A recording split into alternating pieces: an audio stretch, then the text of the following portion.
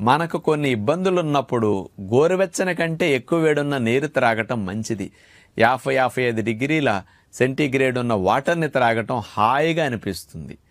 కఫం పట్టినప్పుడు, దగ్గు బాగా వచ్చేటప్పుడు, ముక్కులో ఎప్పుడైనా జలుబు కారుతూ ఉన్నప్పుడు, తుమ్ములు వచ్చేటప్పుడు, థ్రోట్ ఇన్ఫెక్షన్స్ కానీ టాన్సిల్స్ ఇన్ఫెక్షన్ కానీ ఉన్నప్పుడు, పొట్టలో గ్యాస్ పట్టేసినప్పుడు, ఎప్పుడన్నా జ్వరములాగా ఉండి ఒళ్ళి చలిగాను పొలపురంగాను ఉన్నప్పుడు, అట్లాగే ఇసినోఫిల్ కౌంట్ కాస్త ఎక్కువ ఉన్నప్పుడు, అలాగే కాస్త ఆకలి సరిగా అవ్వటలేదు, అరుగుదల సరిగా లేదన్నప్పుడు వేడి నీళ్ళు త్రాగితే కొంచెం పొట్టకు హాయిగా ఉంటుంది. అట్లాగే మోషన్ సరిగా కదలట్లేదు, జరగట్లేదు అనుకున్నప్పుడు కూడా కొద్దిగా వేడి నీరు త్రాగితే కూడా కదలికలు బాగా వస్తాయి అన్నమాట.